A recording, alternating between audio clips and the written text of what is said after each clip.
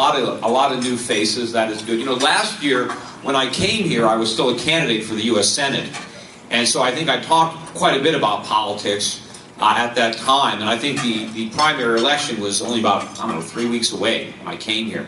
In case you don't know, I lost, and but Rand won, which is good. So at least there's somebody in the Senate that I think has an idea, has an understanding of what's going on. Even if he's not enough to prevent it, at least there's somebody in the Senate who can explain it as it's occurring.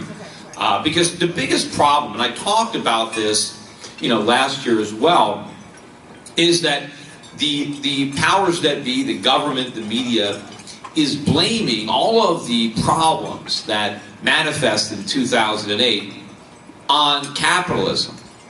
And you know, you can't blame capitalism when we didn't even have it. It was socialism. It was central government planning. It was central banking, corporatism. It was all the things that capitalism is not that caused this problem. And, you know, the bigger problem, and Rand, you know, kind of teased me about it a little bit last night, about constantly talking about the fact that I got this right. Well, the reason I bring that up is that all the people who are in charge of the solutions are the ones that got it wrong. And they got it wrong because they don't understand the problem. And if they don't understand the problem, how are they going to solve it? And the thing is that as the situation worsens, as I predicted it would, not because I'm so smart, maybe they're relatively dumb, but they just don't understand. They don't understand the problem, and so they're trying to solve it, and then when it gets worse, and they don't understand, you know, that's why I use the analogy of putting gasoline on a fire. You know, you throw the gasoline on the fire, and maybe momentarily it looks like the fire's gone out until it comes back bigger than ever. And if all you've got is a bucket of gasoline, and you're confident that that's the only way to put it out, and you keep pouring it on that fire, and you don't understand why it gets bigger and bigger. And that is what is going on right now. And last year, I spoke and I said that the economic recovery that was being championed or heralded was taking place. I said that it was an illusion. I said there was no recovery, that all we were doing was spending more borrowed money. We were, you know, we were drunk on more government stimulus. It's almost like maybe if a runner sprains his ankle and then he shoots it up with some kind of Novocaine so it can keep running and doesn't feel the pain. Well, while he's running, he's making it worse, and then eventually the Novocaine wears off, and now he's in more pain than ever, because rather than letting his ankle heal, he kept running on it, and that's what we did. We were on the verge of a very, very big and unfortunately very necessary restructuring recession in 2008, 2009. But we did not have it. And because we didn't have it, because we didn't address the underlying economic imbalances that lie at the heart of our problems, they got worse instead of got better. But of course, we diluted ourselves into believing that what we were experiencing in 2010 was real. But it wasn't. We were repeating the same mistakes that caused the problem. And it's amazing how people can't even understand something that is so recent. I mean, a lot of people just don't study history, and so they repeat the mistakes. But this isn't about studying history. We just lived through those mistakes, and we're repeating them. You know, we did this, and I've talked about it in 2001 and 2002. We had a bursting of the stock market bubble. We had the tax on September 11th. The economy, you know, needed to go through a serious recession so that we could have addressed, you know, the years of malinvestments that took place during the 1990s. A lot of people want to champion the Clinton era as some kind of example of what we should strive for. The Clinton era was a failure. It was a bubble. It was a stock market bubble. The reason we had the recession in 2001, 2002 was because of the phony prosperity produced during that Clinton era. And contrary to what the experts, the Democrats are saying now, we didn't have that prosperity because taxes were higher. You know, we had it despite the fact that taxes were high. We would have had more genuine prosperity if taxes were lower and government spending was lower. But we needed to have that recession, and we did not have it. Why didn't we have it? Because we got government stimulus instead. And so what did we get? Instead of a real correction followed by a genuine expansion, we got a housing bubble. We got a phony recovery where Americans went on a global spending binge, and we bought stuff all around the world with money we didn't have, and we bought things we couldn't afford that we didn't make, and we had this huge consumer-based bubble that ultimately burst. But anybody that thinks that government stimulus is a good idea, well, you know, they have to think that the housing bubble was a good idea. In fact, one of the biggest champions of government stimulus, Paul Krugman, he won't admit it, but the evidence is there. Back in 2002, 2003, his policy prescription was a housing bubble. He actually said we need a housing bubble. We have to, because they're always focusing on demand. And, you know, I mentioned this yesterday when I talked, that, you know, guys like Paul Krugman or Robert Reich, I mean, they get a small part of it right. They understand that the average American is totally broke, that they have negative home equity, that after 10, 12 years of stagnant portfolios, because obviously they don't have an account with us, they're in the stock market, and they've gone nowhere over the last 12 years. So they haven't grown their retirement. They've blown through their home equity. A lot of Americans have credit card debt, student loans, auto loans. How are they going to go out and spend? The average American has nothing saved. And some of the economists on the left understand this. But then what they don't understand is they think the solution is for the government to spend to pick up the demand, to supply the missing demand. But economies don't grow because we spend. They grow because we don't spend. It's the money we don't spend that's saved. It's the money that's saved that's invested. That's where the machines come from. That's where the production, that's where the jobs come from. It comes from savings. The result of a growing, prosperous economy that saves and invests is that we get to enjoy the fruits of our labor. We get to spend. But spending isn't how you get rich. You have to get rich first, and then you can spend. They put the cart before the horse. So the Democrat, the Keynesian prescription is we need more spending. Yeah, we need more spending like a hole in the head. We're broke because we spend. Spending more is not the solution. Spending more is the problem. And if the government spends more, where are they getting the money? Right? If the people are broke, the government is broke. So if the people have to cut back, the government has to cut back. But the Keynesians think, well, the government doesn't have to cut back because we get money for free. We get it from Ben Bernanke. And so they think that you can just print money and then we can all spend it and we're going to have a prosperous economy. But that doesn't work. I mean, it's been tried many, many times throughout history. It doesn't work. You know, they're doing it in Zimbabwe now. They're spending zillions over there. You know, but it's not going to grow the economy because they spend all this, they print all this money, and then they wonder, you know, prices are rising, food prices are going up, gasoline prices are going up. So people are actually poor because of all that extra spending. Because now they have to spend even more money. If they were broke before, now what shape are they in? Now they have to pay more for food or more for gasoline. And businesses, one of the reasons they can't hire is because the cost of production is going up. And because the dollar is losing value, because of all the dollars that are being printed, capital is leaving the country. And so how are we going to create jobs if the capital to create those jobs is going overseas because Ben Bernanke is destroying the value of the dollar? And, you know, one of the things that I didn't get right was we had a rally in the dollar in 2008, which, you know, temporarily kind of undermined my strategy, which was to be outside the dollar. But the dollar is at record lows now. And I guess in hindsight, you know, it kind of makes sense that the people who didn't understand the problem did the wrong thing when they were confronted with the problem. It's like there was this gigantic blast and everybody ran towards it.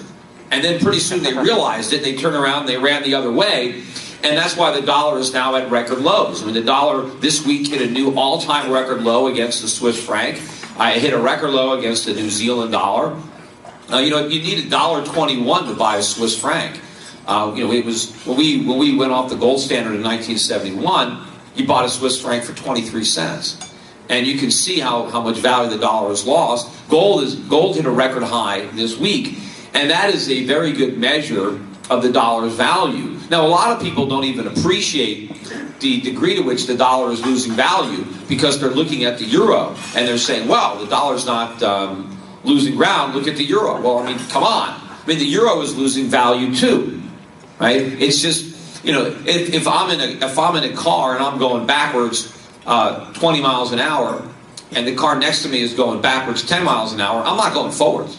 I'm just going backwards more slowly. And for a while, that's what's been happening with the euro. But, despite all the problems in Europe, and I probably don't have enough time to really get into them in this presentation, but despite all those problems, the euro is actually rising. The euro is about 140. When I was here a year ago, the euro was lower than it is.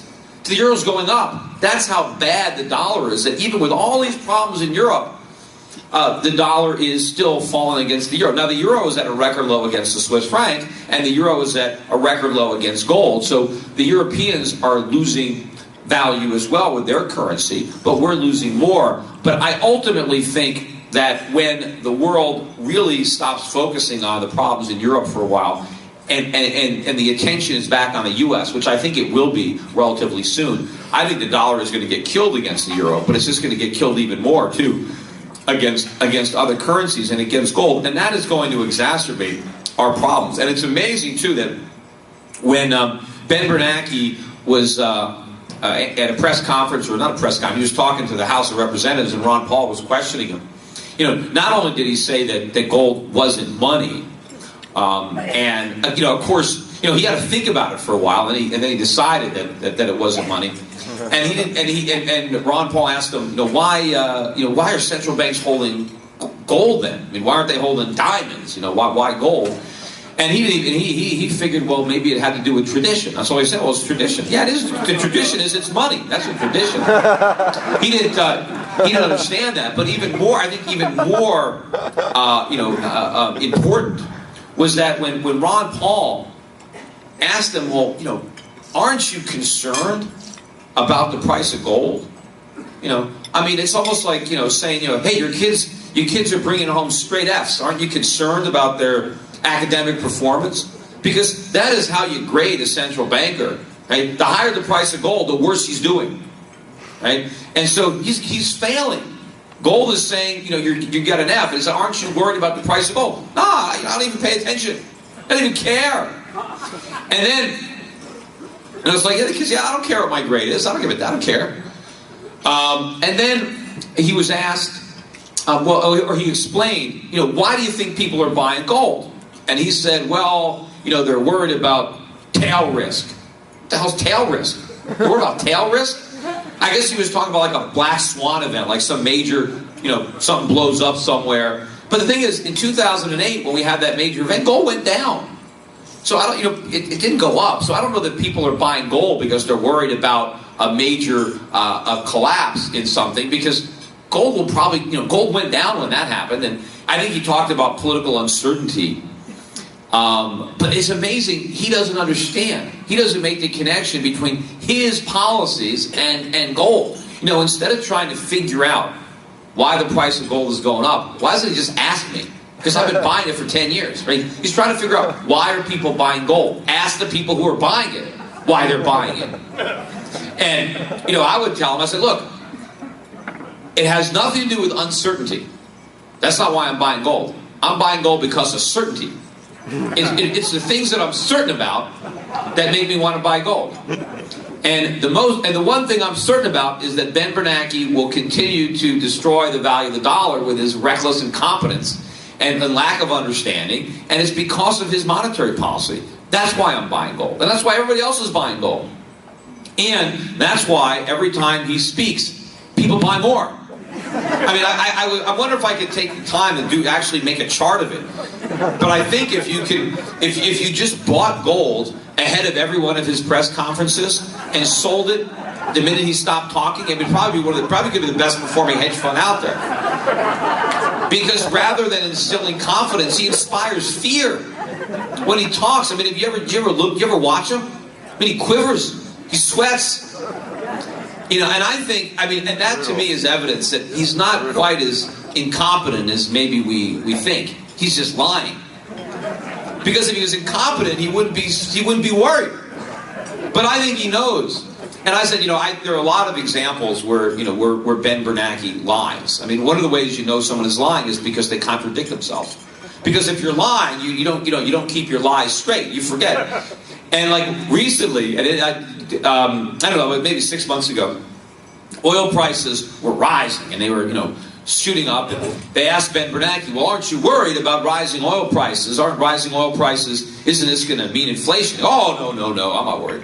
He said, because rising oil prices, that's going to act as a drag on the economy. See, people are going to have to spend more money on oil, so they're going to have less money to spend on other things, and so the core is actually going to come down because of rising oil prices. All right, well, yeah, that makes sense, sure. You know. Anyway, so a month ago, or not even a month ago, oil prices were coming down. Now, of course, they reversed again, and now they're almost back at 100, but they were coming down.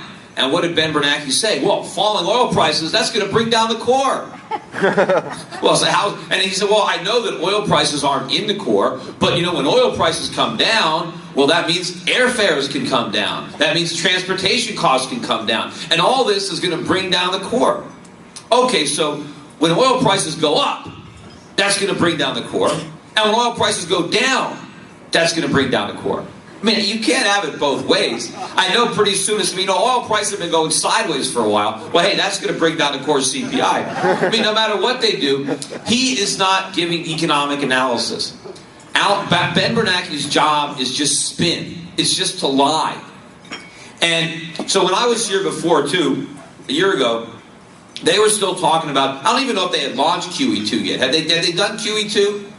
Because I knew that was coming. Because when I was here a year ago, everybody was talking about exit strategy, the Fed's exit strategy. And I was saying that they were lying, that there was no exit strategy, that Ben Bernanke had the Roach Motel of monetary policy. Right? There was no way out. Right? All you could, because in order for the Fed to shrink its balance sheet, it has to sell all that crap that it's been buying. Sell it to who? You know, who's going to buy all those worthless mortgages that the Federal Reserve owns? Who wants to buy those low-yielding U.S. treasuries? And so I said, they're in a box. And I said, not only are they not going to exit, they're going to buy more. And that's exactly what they did with QE2. And as QE2 is coming to an end, what I've been saying, I'm saying again now, that QE3 is at the port, ready to be launched, if it's not already out there. And initially, months ago, the Fed was saying, yes, we'll never have QE3, absolutely not, we're not going to do it. And in the most recent press conference, what did the Fed chairman say? Well, if the economy weakens, yeah, we're going to do QE3. But he doesn't expect the economy to weaken. Well, I know it's going to weaken. In fact, I think that the Fed knows that the economy is going back into recession. They just don't want to admit it. They don't want to let people know that the economy is so addicted to government stimulus and cheap money that the minute they take it away, it's going to collapse. So he has to pretend that the economy can sustain itself. You know, the idea behind quantitative easing, I remember all the talking heads in the media saying that, you know, we just need training wheels on the bike. You know, we just need to get this economy going, you know, like it's a bicycle. Just let it get some momentum. Let's put these training wheels on for a while. And then once it's going, we can take the wheels off and it's just everything's going to be great. Well, it wasn't really the right analogy. See, the QE2 wasn't the training wheels. It was the only wheels. That's all we had. But here's the bigger problem. The bike is going, but it's about to go over the edge of a cliff. And so we need to take the wheels off so we don't go over that cliff. But if we stop the quantitative easing, we are going to have a huge recession. And, you know, a lot of people think that the Fed is making a mistake. A lot of people on the right are saying, hey, we're debasing the dollar, we shouldn't do the quantitative easing. But they don't understand that without that quantitative easing, the economy will implode. I think the Fed understands that. That's why they're going to continue to supply it. But what they're not keeping alive is the economy. It's the phony economy. It's the abomination. The economy that they're trying to keep alive has to die. And yeah, it's going to be painful for certain people, but it has to happen because the cost of keeping this monster alive, it's almost like a Frankenstein. It's going to turn on its creators, and we're going to destroy the entire economy. Like I said, if you keep pouring gasoline on that fire, eventually it's out of control. And that is where we're headed. I think this next round of quantitative easing could be the last round. It could be, there's somebody handed me a video of a film called Overdose. And that's the overdose. We overdose on stimulus. We're trying to, sober up a drunk by giving him more alcohol. And, he gets drunker and drunker, and so we give him more to try to get him. So eventually you could die of alcohol poisoning if you drink enough alcohol. Well, if you give enough stimulus to the economy, that's what's going to happen. And I think where we're headed now, and I'll talk a little bit, we're at this point where you can see the problems around the world. As I said, you've got the sovereign debt crises developing in countries like Ireland and Greece, maybe Italy, and of course you've got Spain, Portugal. These countries did the same thing that we did. They're just experiencing the problem a little sooner. But, this is, really a deja vu all over again. Because if you remember in 2007, when the subprime crisis first developed, people like Ben Bernanke and people like Tim Geithner or John Paulson, people in government and power were saying that, the subprime, that's no price, contained. It's only subprime, it's a tiny part of the market, don't worry about it. And I was pointing out back then that no, subprime is the tip of the iceberg. And I said the reason that you're seeing the problems in subprime is because they're just coming first. They had lower credit quality, they had shorter, but a lot of these subprime mortgages only had 2-year teaser rates, whereas more of the prime mortgages had 5-year. You had an arm that you had a low rate for 5. A lot of the subprimes were 2 and 28, and so they were starting to reset sooner, and they had more marginal buyers in there. So I said, look, this is just the tip of the iceberg, but all the problems that are in subprime are in prime. You're just not seeing them yet. Just wait a little bit, and then that's of course what happened. They're saying the same thing now about sovereign credit. Oh, it's, the problem is in Greece or it's in Ireland. It's not in America. See, these are the subprime countries. See, the sovereign debt is contained. It's just contained. And it wasn't even about spreading. It wasn't that the mortgage crisis spread, that somehow the subprime infected the rest of the market. All of the mortgages had the disease. It's just that the symptoms surfaced first in subprime. So it's not about the contagion spreading from Greece to America. We've got it. We've got the same disease. The question is, when do the symptoms manifest? And they're going to manifest when interest rates go up, just like they did in all these other countries. A couple of years ago, 2-3 years ago, Greece was borrowing 2-year Greece rates. They were 1.5%. Now they're 20-something%. Now, we're going to have the same problem. Right now, our interest rates are 0. The Fed is borrowing in less than a year for less than 1%. And so the reason we're able to afford the interest payments on a $14 trillion national debt is because those payments are only about $300 billion a year. I'm not sure the exact amount, but that's around where they are. That's tiny. We're actually paying less in interest payments today than we were 10 years ago when the debt was half the size. Now, what's going to happen in America when interest rates go up? That's it. If interest rates go to 5% even, which is still too low, the whole thing implodes, which is why the Fed is going to keep interest rates as low as it can. But there is a cost to keeping rates low, and that cost is inflation. That cost is debasing the dollar. And the problem is, the longer the Fed keeps interest rates low, the higher they're going to go when they stop doing it, because they create all this additional inflation, which creates additional incentives. So that's how I know that they're going to do QE3 or QE4, QE5. They're going to keep doing them until the whole thing collapses. And the more they do them, the more they have to do it. And it's not just treasuries. Because as interest rates start to, inflation pressures start to mount, we have, the CPI numbers that the Fed is coming out with. They are the highest they've been in years. The core was up 0.3% earlier in the week, which was still, a pretty big number if you annualize that. And look, the trade deficit now is back at a 3-year high. It was over $50 billion last month and rising. That's despite the fact that the dollar is at record lows. Our trade deficit is rising. But as the Fed creates all this inflation, and as the dollar goes down, and Ben Bernanke actually said, too, in that conference with Ron Paul, he said, and this is almost unbelievable, which shows to me that I don't even think he's qualified to be a bank teller, let alone the chairman of the Federal Reserve. He said that the dollar's exchange rate has no impact on its purchasing power here in America.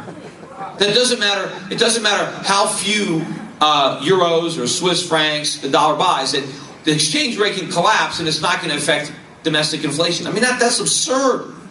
I mean, how can that be? I mean, look at all the things that we import. Aren't those prices going to go up if the dollar goes down? And what about, manufacturing in the United States? If the dollar goes down, how much more is it going to cost our companies to get the raw materials they need to produce? Or what about the components that they have to import from other countries? This is absurd. And of course, if the dollar goes down and you're a domestic manufacturer, let's say you're a U.S. farmer and the dollar goes down, I'm going to sell more of my farm produce, my output, I'm going to sell it abroad. I'm going to export it, which means the domestic supply goes down and the price goes up. I mean, the dollar's purchasing power at home is directly linked to its purchasing power abroad, but Ben Bernanke doesn't seem to see the connection. So they have to keep on printing all this money, buying up all this debt. And as they do that, and they create more inflation, well, now there's more downward pressure on bonds. And now they have to start buying corporate bonds or muni bonds to try to maintain this illusion. But look, the problem is not going to be solved with cheap money. I mean, if low interest rates were the solution to our problem, we wouldn't have a problem. I mean, rates have never been this low, and look at the problems we have. The problem is rates are too low. They need to go up. We need higher interest rates. How can anybody think that interest rates should be zero? I mean, I don't think that the Federal Reserve should set rates. I think the market should set them. But it's obvious that they're too low. I mean, we have no savings in this country. Why is nobody saving? Because the yield is negative. Everybody is borrowing. So in order to rebalance our economy, and that's ultimately what we need, right? We're not going to have a real recovery. We're not going to produce jobs. We're not going to have rising living standards until we restructure the economy. And the government doesn't have to micromanage the restructuring. It just has to get out of the way and let the market do it. But the government has imposed all sorts of barriers and roadblocks to a restructuring. One of them is low interest rates. Interest rates have to go up. And if they go up, we'll have savings and we'll have investment and we'll have capital. And people think, well, how is higher interest rates going to make it easier for people to borrow? Well, because it's going to make it easier for people to save, and you can't borrow what isn't saved. Right now, the money is not going to business. All this cheap money that's being created is going to Wall Street. It's going to finance speculation. It's not going to finance any wealth creation. It's going to finance inflated college tuitions. It's going to finance inflated home prices or anything the government is doing with this money. It is not going into the real economy, producing things. That's why the trade deficit is at record highs, because we're not making stuff. And that's why so many Americans are unemployed, because the resources to employ them are in Washington instead of in Main Street. Why don't we have any jobs? Well, we have government instead. And until we let this restructuring happen, but the Federal Reserve knows that in order to have this restructuring, we're going to have the recession that they think they avoided in 2008. Because if they let interest rates go up, what is going to happen? Well, all the banks that were bailed out in 2008 or 2000, they're going to fail again. Because they're more levered up now than they were before. They're totally dependent on free money from the Fed. That's how they make their profits. And their balance sheets are loaded up with long-term, low-yielding mortgages and government securities. In fact, if the Federal Reserve raises interest rates, the Federal Reserve will be insolvent. What is going to happen to the Fed's balance sheet when interest rates go up? Well, what's in the Fed's balance sheet? Mortgages and long-term treasuries. Well, they're going to collapse when interest rates go up. So the whole financial sector is going to implode when interest rates go up. What's going to happen to the housing market? I remember when I was here last year, people were talking about a housing recovery, and I said, no, housing prices were going to make new lows. They did. They are lower now than they've been at any point during this decline. And that's despite all the artificial if mortgage rates were 10%, 8%. Just imagine where housing prices would be if Fannie and Freddie and the FHA weren't guaranteeing the loans. You know, a dumb thing I just realized that President Obama just signed last week now is that if you have an FHA guaranteed loan and you lose your job, you get a year off. You don't have to make any of your mortgage payments. You know, talk about great incentives not to want a job. Because if now if you take a job, not only do you give up your unemployment benefits, but you have to start paying your mortgage. Why work? And in fact, even after you use up that year, it takes the bank about a year or two just to get you out of the house if you don't pay your mortgage. So you can live there 2 or 3 years mortgage free. But imagine what would happen to the housing market if all these props were removed. The government guaranteed prices would implode. Where would the economy be? And most important, where would the federal government be? See, right now we're talking about this debt ceiling. Right? The debt ceiling is a self-imposed ceiling. It's how much we're willing to borrow. See, that doesn't really count. What counts is how much our creditors are willing to lend. Because that's the ceiling through which we cannot penetrate. Right? And, you know, some people don't even realize the debt ceiling came in 1917, when we gave the Federal Reserve, unfortunately, the power to buy treasuries. They didn't have it before. But when we did that, at least Congress had the good sense to put in a debt limit, because they were afraid that letting the Federal Reserve buy treasuries might encourage more debt. So they put a limit on how much money the federal government can borrow. Unfortunately, I guess they didn't anticipate that ceiling would be raised. And they've raised it. Obviously, if raising the debt ceiling would solve our fiscal problems, we would have solved them a long time ago, because we raise it all the time. But the thing about the debt ceiling is how much we're willing to borrow. But what is going to happen when interest rates rise to 5%, 8%, 10%? And all of a sudden we are paying $1 trillion a year, $1.5 trillion a year in interest on the debt. In fact, at that point, interest on the national debt will consume all of the government's income tax revenues and payroll tax revenues. I mean, pretty soon the only thing that we'll be able to do is pay interest on the national debt. Now, is that even going to happen? Of course that's not going to happen. I mean, you know, we're already telling our creditors right now that, you know, it's only a matter of time until we default. I mean, I joked about this in a speech before. Is President Obama really going to deliver a speech and tell the American public, you know, I got some bad news for you?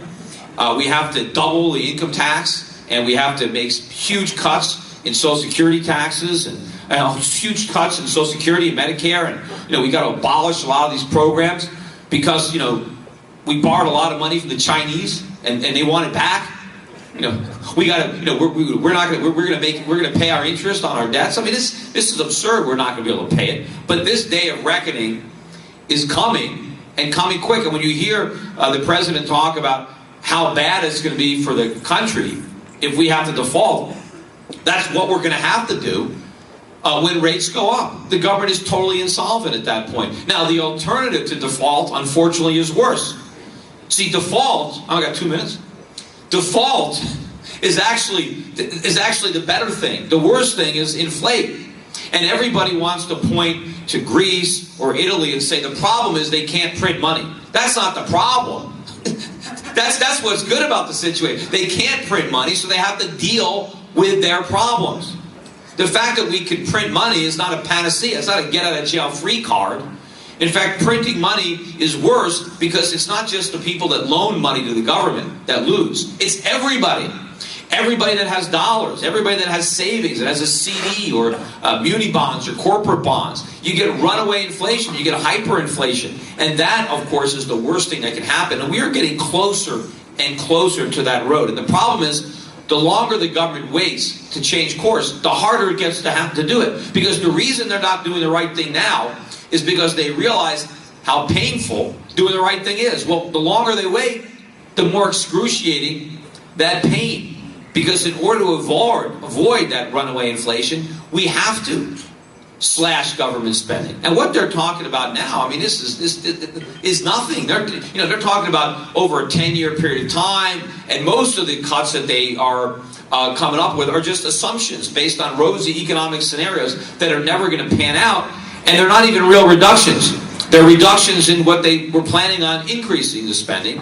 And so we need to have some serious reductions. But the one thing, and I know I got to wrap this up, the one ray of hope is that if we eventually do the right thing, capitalism is very dynamic, and we can get out of this hole. It isn't going to be easy, but we can save and produce our way out if we go back to the principles that allowed us to accumulate all the wealth that we've since dissipated by following a socialist model. If we can have sound money, if we can have limited government and constitutional government, then we can succeed, we can thrive.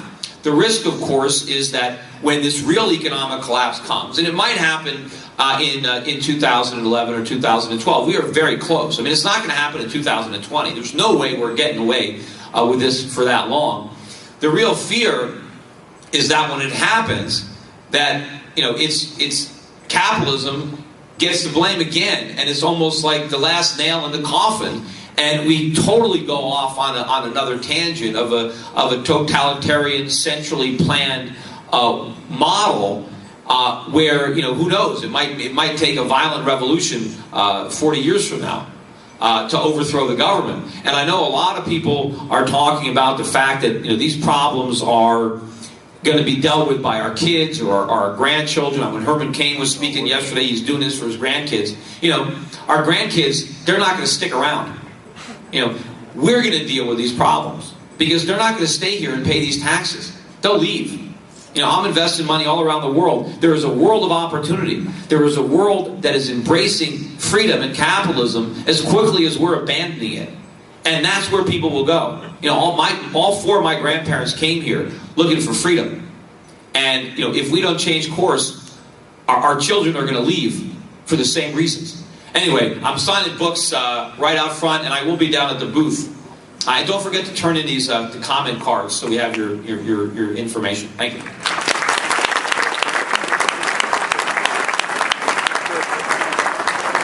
I guess that's the end of the session. In 10 minutes we're going. I have to.